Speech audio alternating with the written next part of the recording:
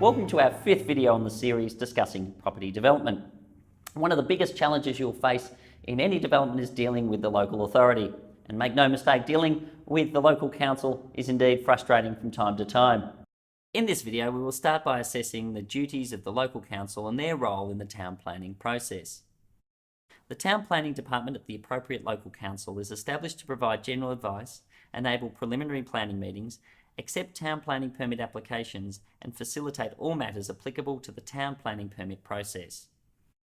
The town planning delegates employed by council are bound by a long list of rules, protocols and procedures. Planners must ensure that certain minimum standards are included into any application, and that application process is undertaken in a prescribed period of time. Now, town planning requirements are strictly controlled by ResCode, and if you are keen to know more about the requirements of ResCode, I welcome you to view the link at the bottom of this slide. Within both ResCode and via the various council websites, you will find information relating to street setbacks, building heights, site coverage, permeability, side and rear setbacks, walls on boundaries, daylight to existing windows, north-facing windows, overshadowing, overlooking, daylight to new windows, and private open space. The distance a building is located from the front, side or rear of the title boundary is referred to as the setback. Information relating to setbacks are discussed both within ResCode and also within zoning and planning schedules. When assessing a development site, it's very important to note the setbacks of neighbouring allotments, as council will look to ensure consistency in the street is retained. And here's a big tip for you.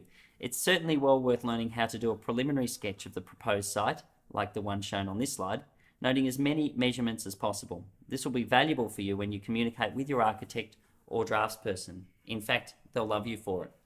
One of the biggest mistakes first-time developers often make is failing to check the location of various assets such as trees, power poles and fire hydrants located along nature strips. Some development sites become impossible to develop as a direct result of trees, bus stops and large power poles being on that nature strip. A number of years ago, I was forced to pay over $20,000 to move a pole about 400 millimetres. Fortunately, I had allowed this in the feasibility. Maximum building height specifications are noted in both zoning and schedule information for each property. Council will also refer to the existing neighbourhood streetscape. Within most suburban localities, councils will restrict building height to only 2 levels. Overshadowing and overlooking will also be considered when assessing an application.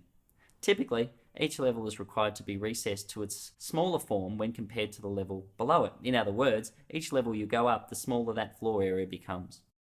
Private open space relates to the amount of available space each dwelling is required to have as a private courtyard or open space. ResCode specifies a minimum of 40 square metres of private open space per dwelling. However, a majority of councils require considerably more. These requirements are commonly noted within the zoning schedules, and these schedules are available from council and also online. Let me tell you about the biggest trap for first-time developers building 3 or more units. It's what's often referred to as the private open space contribution. Now, I'm going to read this slide as it's critical that you remember this information. When 3 or more units are planned for a site, an additional fee is often required by the local council. This amount is generally based on a percentage of the land value. A valuation is undertaken by council whereby each site is valued independently on a per-site basis. If an existing property is involved within the development, this property too is subject to the contribution. The percentage often rises in accordance with the number of properties planned for the site. One council in Victoria enforces a rate of 8% of land value. A common fee is between 2 to 5%.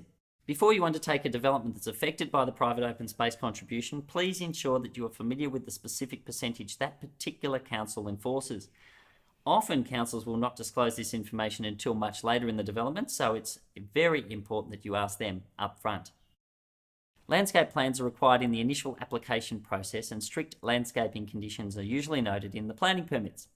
Councils will ensure that these plans and conditions are followed to the letter, and will check to ensure the works are completely undertaken before allowing you to occupy a new dwelling.